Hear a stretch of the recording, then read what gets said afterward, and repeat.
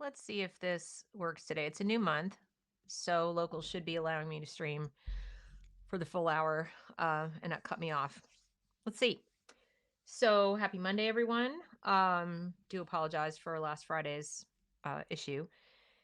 And I also apologize for the ongoing mess with the sound. There is literally nothing I can do about it. As you've seen, it doesn't happen in my YouTube streams. So it's clearly something to do with locals. And again, I am sorry.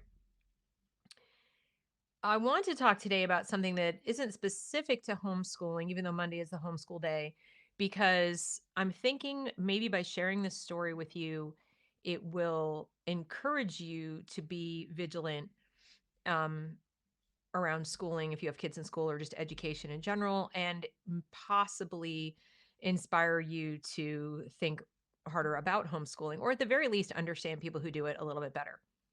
This isn't even a story from the United States. This is a story from Singapore, um, by way of China.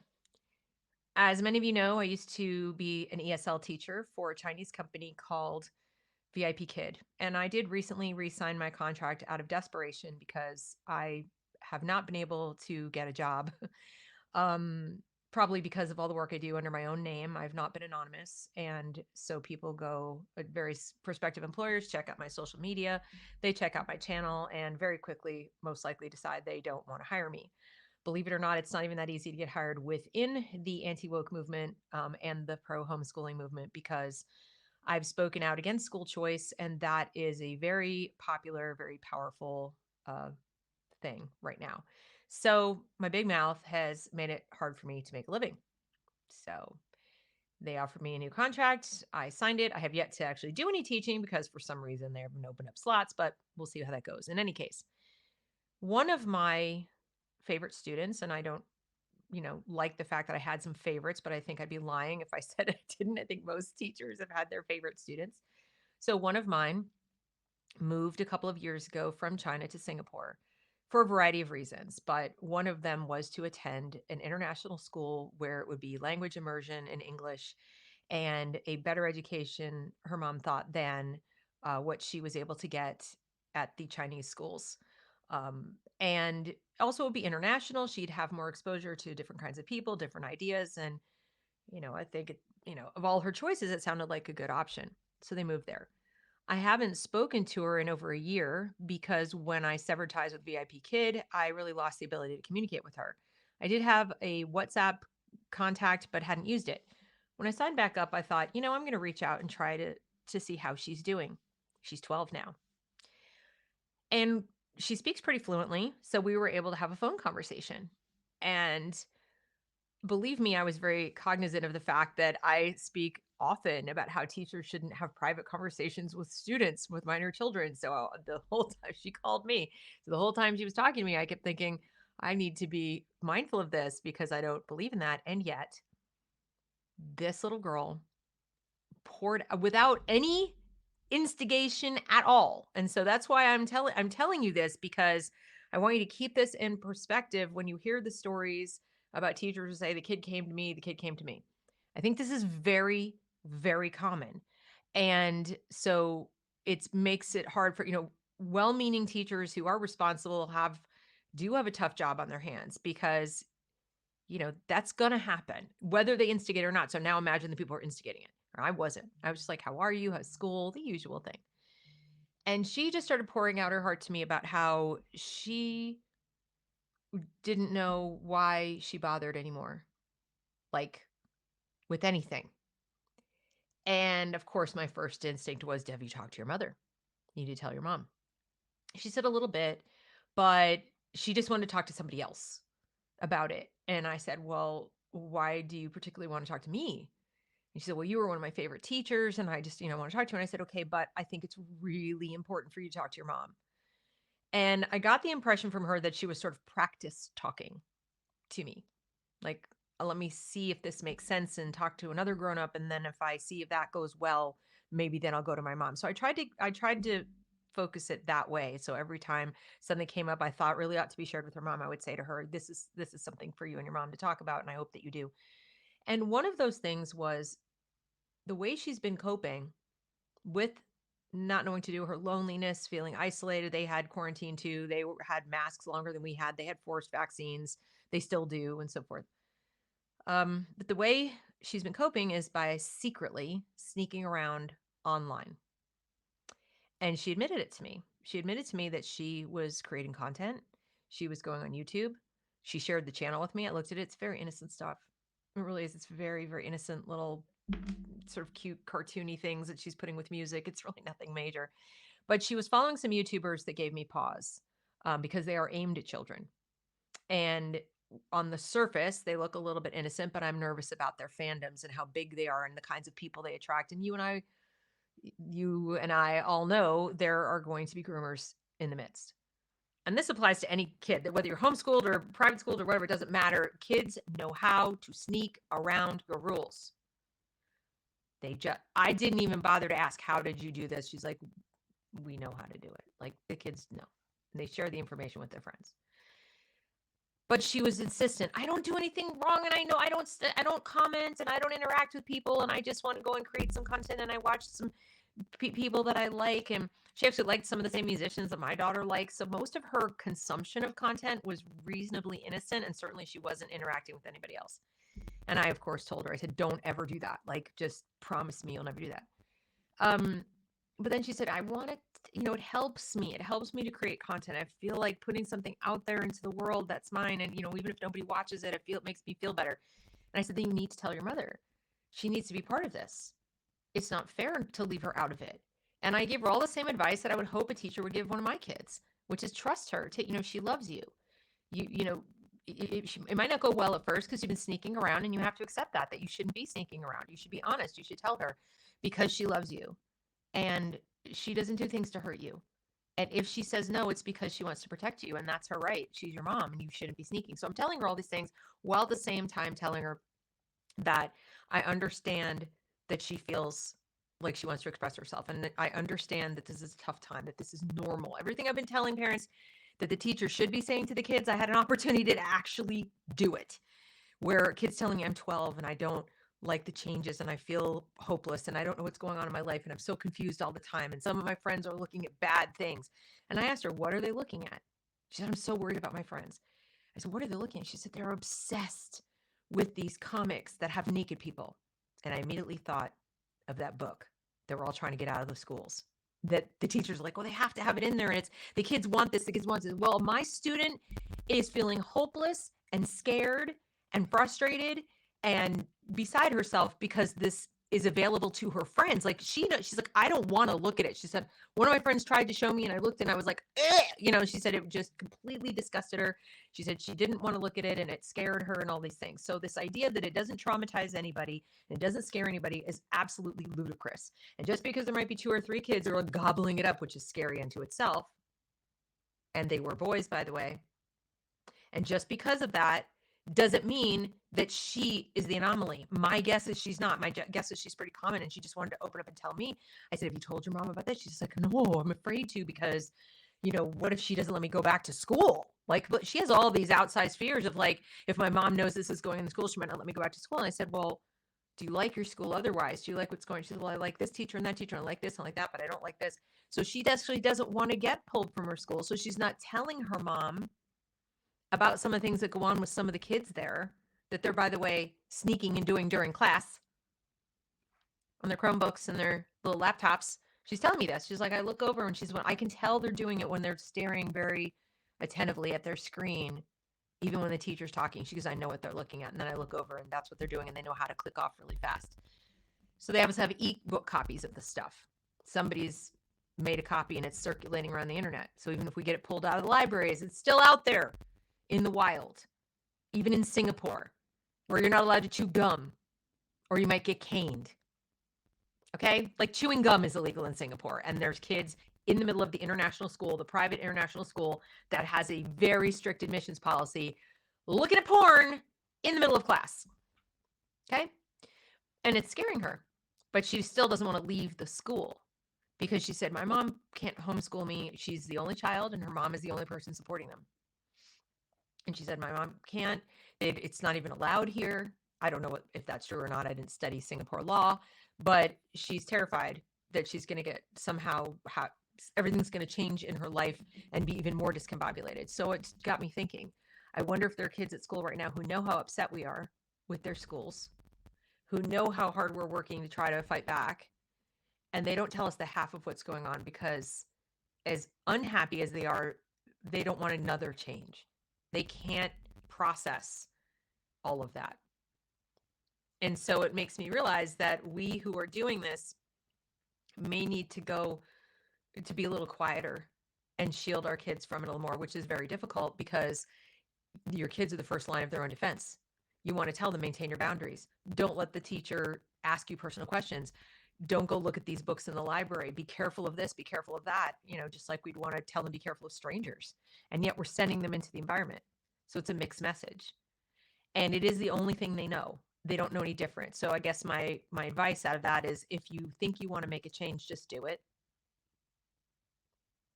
Or if you're going to have lead up to doing it, keep that a little bit quiet for the moment until you make your decision, because it creates a lot of stress for the kid. And the last thing you want to be is an added source of stress for your child. And if you feel like there's no way you can stay quiet about it because you have to empower the child to say no to the teacher, then that ought to be your clue to leave. And I know that people are going to hear this and say, but Deb, that's not that easy. I'm like, no, it's incredibly hard. Like, I am not going to sit here and pretend that I'm saying something to you that should be like a slam dunk. There are no good choices here. I'm listening to this girl speak and I was like, this is heartbreaking, because I know, unlike in the United States where her mom would have other choices and probably could figure it out and probably could go to a church and probably could find some people that back her up, even as a single parent. I don't think she has that opportunity in Singapore, not to mention the amount of money she's laid out for this private school. And increasingly, by the way, that may be the case for us if people glom on to school choice. They'll take the ESA money, they'll take their own money, they'll make up the difference. And then if they find out that things aren't working anyway, or things are just as bad, if not worse, they're going to have to leave all that money on the table. So it could be even more of a golden handcuff to keep them there. So this is excruciating to hear her talking. So she asked me what I was doing, and I told her what I was doing. And this sweetheart of a kid, this 12-year-old kid, she wanted to help. She wanted to help. She said, I want to help, because she's so worried about her friends. She says, I think this needs to get out of school. I said, well, the way you can help is you can talk to your mom. You need to be honest with your mom first. You help you first. Don't help me. You help you. And so we had a long talk about how to talk to her mom, what she could do. And I just tried to encourage her. I said, I'm not going to make you any promises. I said, I know your mom pretty well.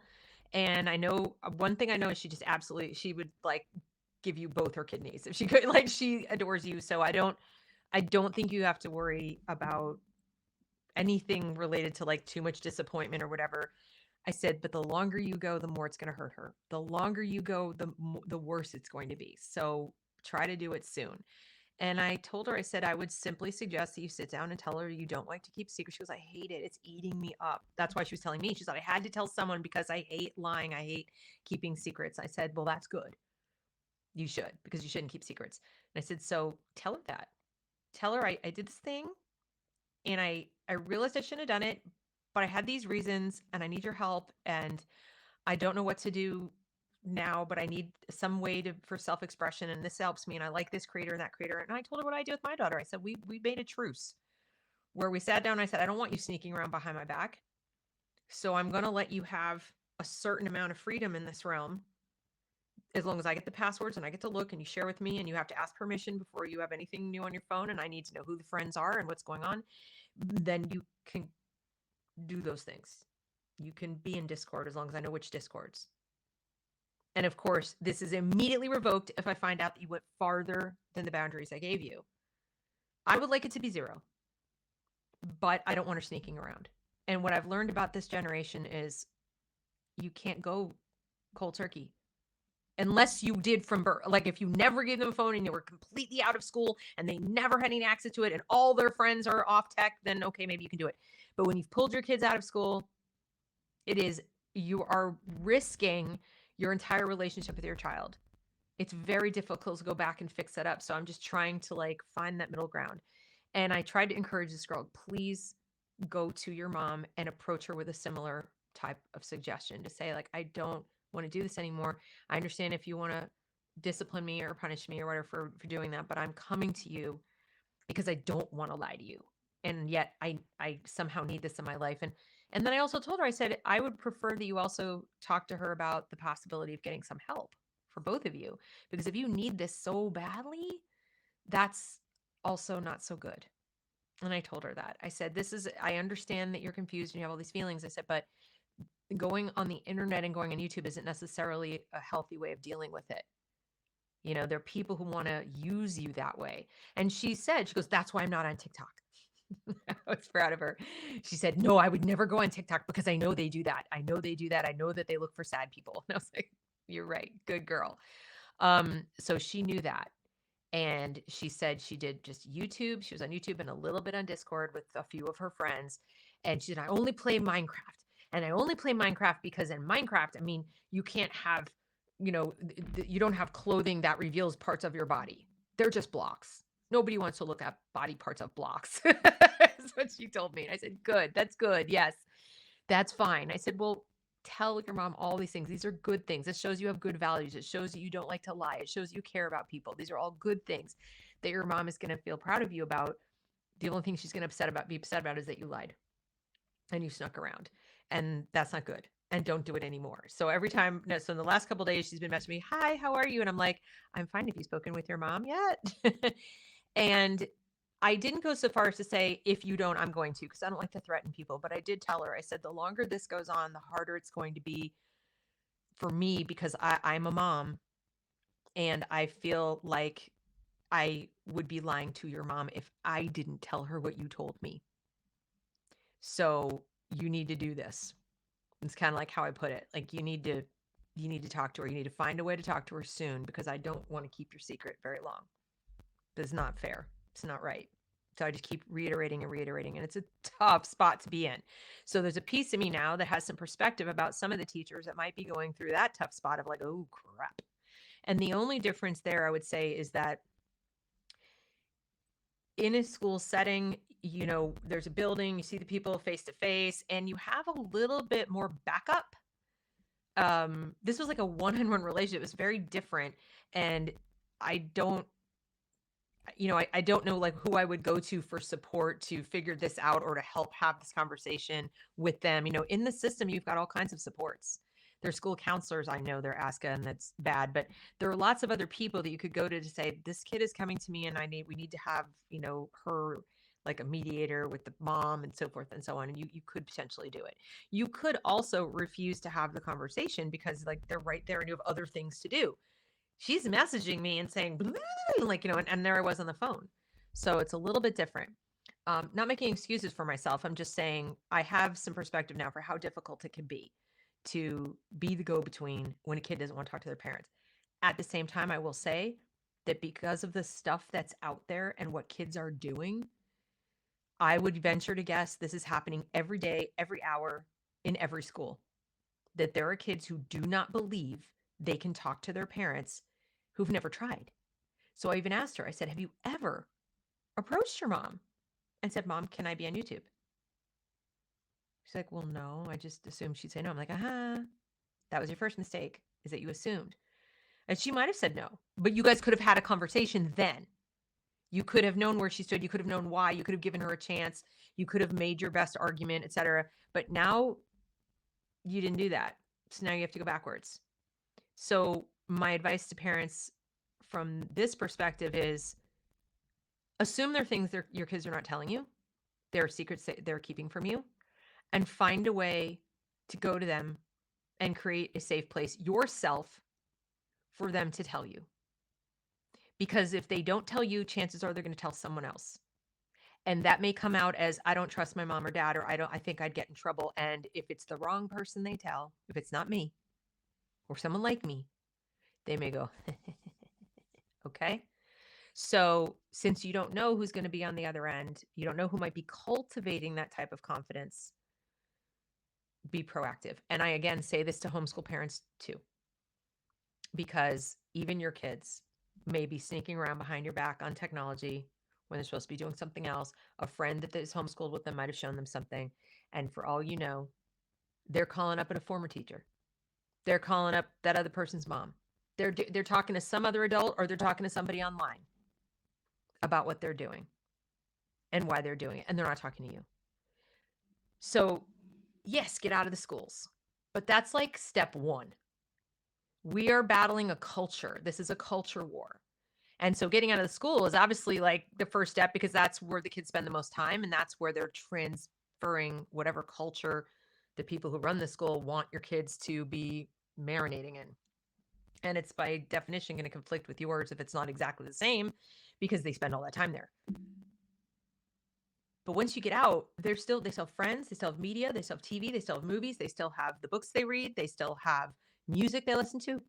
You can't lock them in a cage. And even if you take away or limit their tech to a great degree, they're so savvy, they figure out ways around it. So you're going to have to be proactive, and you're going to have to approach them and say, look, can we have a talk about truth and secrets and technology and social life and whatever you want to talk about? And it's up to you as parents, but my advice would be, like I said, assume they're lying to you now. If you don't know everything, okay, assume there's things you don't know, and go in with an open heart and an open mind to let them make their best case for why they're doing it. Because I would lay odds that 85-90% of the time their reasons are pretty innocent. They're misjudging you. They're not giving you a chance to demonstrate that you're reasonable. They're not letting you in because they're afraid you're going to judge them or be disappointed in them. It's partly because they love you and they don't want you to be disappointed. When I listened to this little girl talk, it was all, I don't want my mom to be disappointed in me. It wasn't, I hate my mom and my mom's an idiot, my mom doesn't understand me. It's, I love my mom so, so much that I don't want her to be disappointed in me, and I don't want her to think I'm weak. That's what she told me. I don't want her to think I'm weak, that I can't handle these problems, and I can't handle my fears and my anxieties and all, whatever, however she put it. It was in a different way, but that I can't handle this all by myself. That's a, we probably didn't think of that. We think of it as, oh, my parents are idiots and they're old fashioned and whatever, right? Just like what the left tells us the kids are thinking, and which is not true. A lot of times they're just like, I kind of know what I'm doing is wrong, but I'm really, really curious and I want to kind of see it. And I don't know. It's like, it seems so forbidden and my friends are all doing it. But mom, dad, they're so smart, or they're so amazing, or they're so whatever. And like, I don't want to disappoint them. I would say that's the case more often than not. If you're otherwise good and loving parents, they're not sitting there secretly thinking you're a loser. So you can learn, and I told her, I said, we parents think what we think because we have, we love you and we have fear for you and we have concerns, but at the same time we don't know everything. And I said, and we certainly can't read your mind. And I told her with my daughter, it's the same thing. It's like I had to accept the fact that I grew up in a completely different generation, and I actually don't understand. I I don't empathize with the level of confusion and frustration and fear and all that they have today. I don't, how could I? I can understand it intellectually, like I can read all about it and I can, but I'm doing that as a 56-year-old woman, or even when I was doing it as a 30 something. I mean, I've never been 12 in the internet era. I've never been going through puberty when there was porn every place. I've never done that. I don't know what it's like. I can vaguely imagine that it must be terrifying. I mean, the little bits of things that scared me when I was at that age and what I didn't like about my body changing and people looking at me has got to be amplified to the 10th power right now. So, you know, we didn't have technology, so groomers could come into our house on our phone that we carry in our pocket. It just, the fears that I had, the things that I knew about was teeny tiny compared to what these kids know. And now add in what other adults are trying to put in their face and trying to sell them on. And the other thing that impressed me was that she understood that she's being marketed to. And you might think, oh, that's great, she knows that she can avoid it. It scares the shit out of her because she's afraid she can't always avoid it. And she told me, she's like, I try.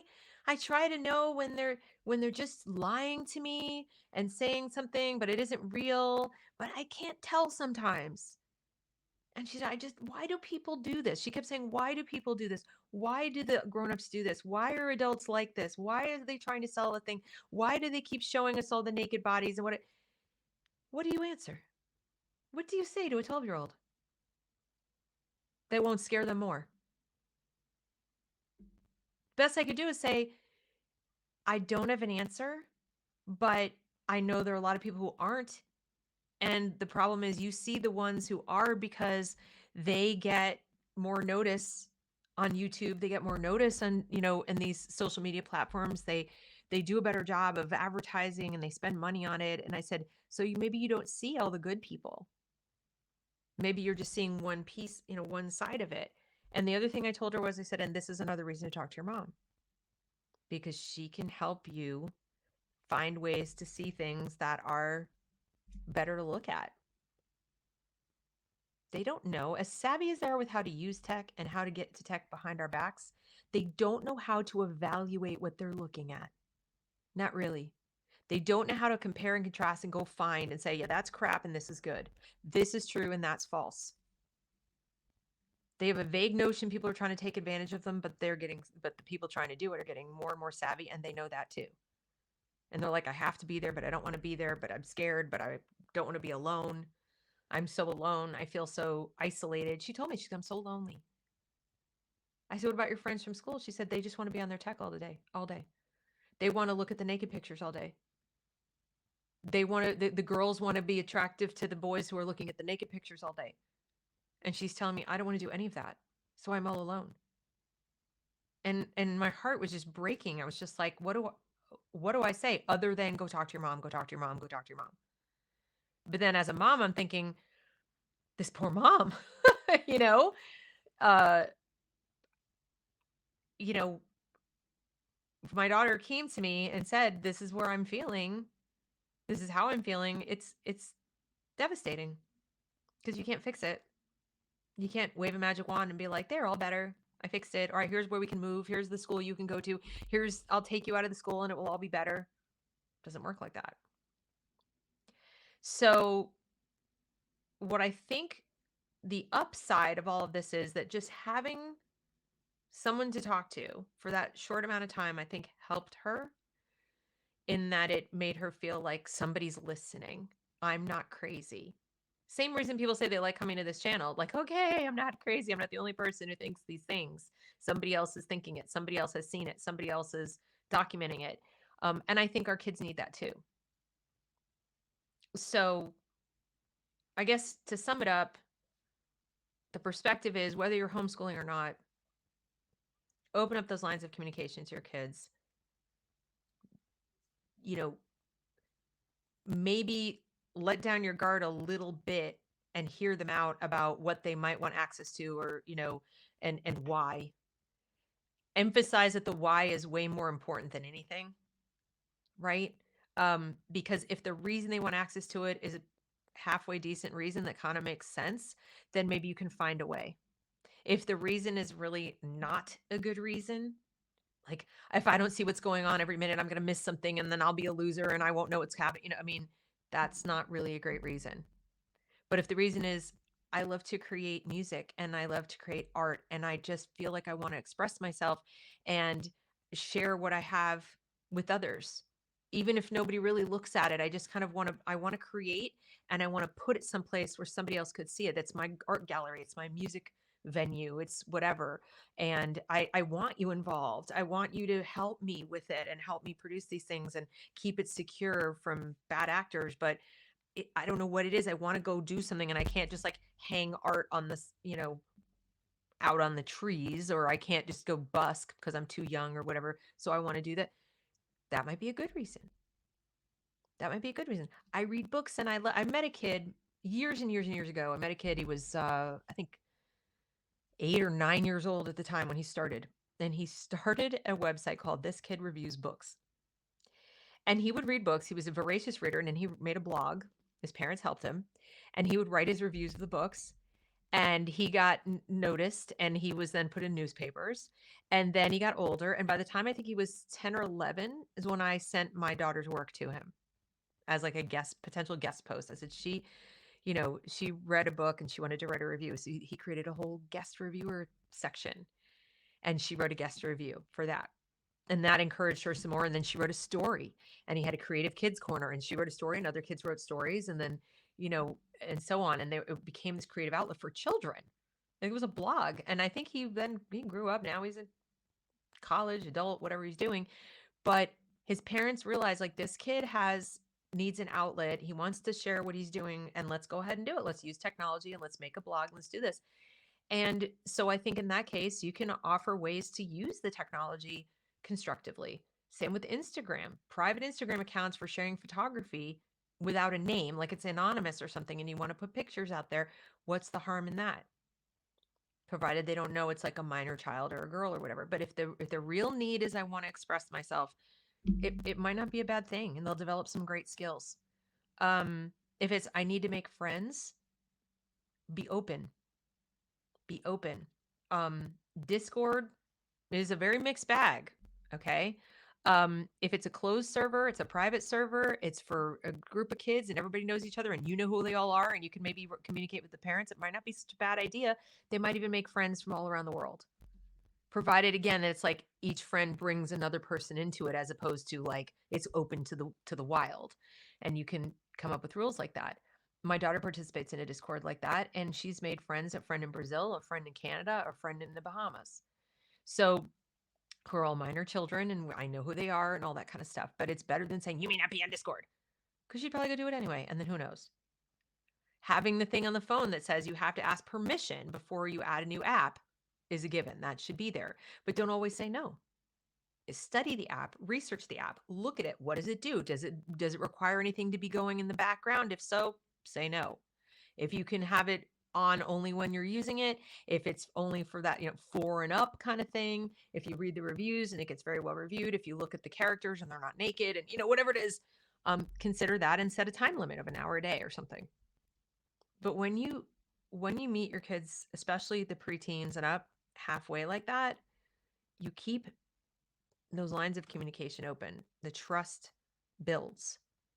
When the kids are acting strange and doing something wrong, you're the person they're going to come to. My daughter comes to me and she says, I don't approve of what so and so is doing. I saw this and I saw that and I didn't like that. And what's even cooler is when she tells me, I told them they shouldn't do that. I told them I was worried about them. I took steps myself to say this is not in keeping with my values, which of course is what we want as parents, right? We want our kids to be able to stand alone in the world and say, my boundaries, my values, and if you're going to, threaten this or cross this line, then maybe we can't be friends anymore. And that's a really, really tough lesson for kids to learn, especially girls. I mean, all kids, but especially girls, because culture says we're supposed to be agreeable. So I just want to share the story with you guys, because here I am talking all the time about these teachers should say, go talk to your mom, go talk to your mom, go talk to your mom. But then I realized there I was having my own advice tested. There, like on the phone, like, oh, let me just dump, like almost overshare of information. I was like, oh my God. And then I realized our kids are doing this, and they don't, all those teachers aren't me. Not like I'm so wonderful, but I'm just saying let's say 10% of them are just like me. But the other 90 might be really agenda driven. And they're lying to you when they tell you like the kid is coming because they feared the parents, or parents are bad or closed-minded. No, parents are just parents, and the kids, for whatever reason, have themselves whipped into a frenzy of like, we're not going to approve. And you can understand why.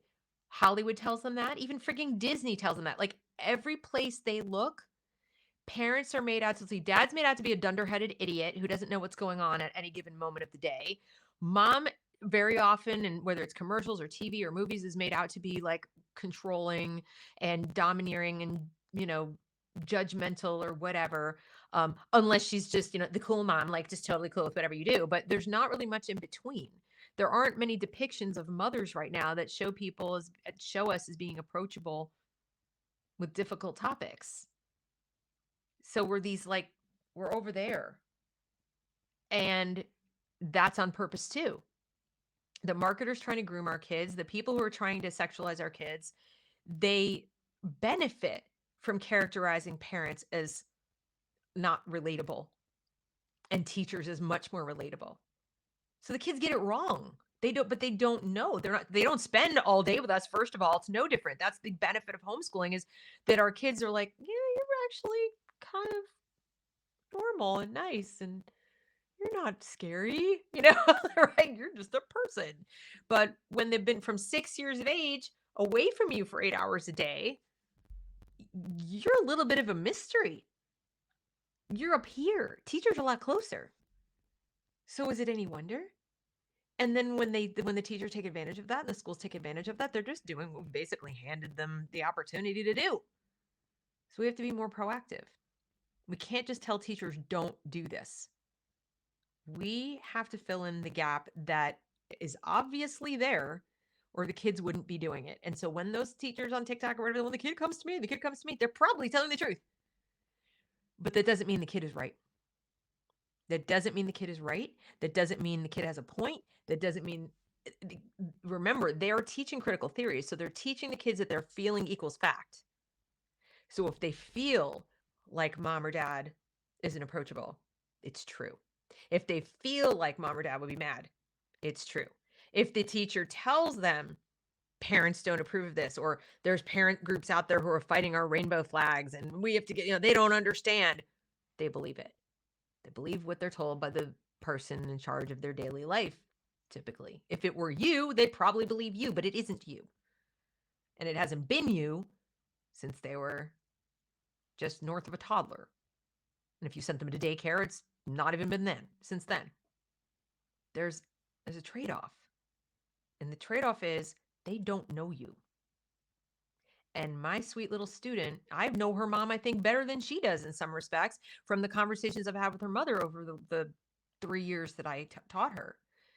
And so when she's telling me, her fears and this and that, I mean, she's right about one thing. She's right that her mom adores her. She's right that her mom has, high standards for her, and that's why she moved her to Singapore. But she's absolutely wrong, in my opinion, about how approachable her mother is. And I told her so. And I told her she had to give her a chance. She absolutely had to give her a chance, and that was the most loving thing she could do, was to give her the chance to hear this difficult stuff as soon as possible. And I hope she has done it. That was just yesterday, so I haven't talked to her since. I hope she's done it, but I'm going to keep at it and keep pushing harder and harder until she does it. Even if it means saying to her, I literally can't talk to you. And I haven't talked to her about that subject again. I've said, I'm not talking to you about these subjects anymore. You need to talk to your mom. If you want to just tell me how school is, if you want to talk to me about your pets, if you want to show me your artwork or anything like that, I'm here for you. I'm here for that. But no, I will not be discussing the personal feelings. I will not be discussing your use of the internet in secret. I don't approve, just so you know. And I've just kind of told her that and laid it out there. And hopefully she'll listen. But that's the best I can do. The rest is, and I may have to at some point go to her mom and just suck it up and realize this kid may hate me forever if I do it, and not come to either one of us. But I may have to go to her mom and say, I think she needs to talk to you. You might want to approach her about some things and have a conversation, because she told me she was upset about a few things. And then let her know I did it. I had to tell your mom that she needed to talk to you. There's no good place to be in this triangle. And I just don't want to be in the triangle anymore. And unfortunately, their teachers are only too happy to set the triangle up and be there.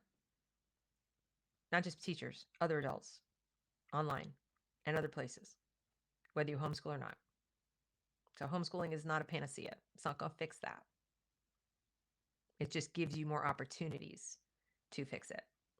So that was today's little perspective about homeschooling. Like I said, I think it is an opportunity. It's just one more reason I think homeschooling is superior to education outside the home, because it is parenting. It really is. It's just continuing to parent. as you did when they were infants, you're just doing it at a different level. Whether you're the teacher or not, you're the primary caregiver. You're the primary person in charge of things that are going on with your child's life. And there's no way around it. When you outsource that, it will be other people, and it will be other people you don't get to choose. And it will be other people saying things you have no control over. And I mean none. They will say what they are legally permitted to say, which increasingly is pretty much anything. And then you're counting on the virtue of the individual person. Good luck with that. So that was for Monday. Please drop some suggestions in the suggestion post for Friday, and I'll try to take it up. I'm going to do Dissonant Dispatch tonight, talking about what is a child. And we're going to look at some examples of sort of mixed messages and mixed definitions around that. Lots of contradiction about what a child is, when a child is. We'll take a look. In the meantime, have a great rest of your day. See you later, guys.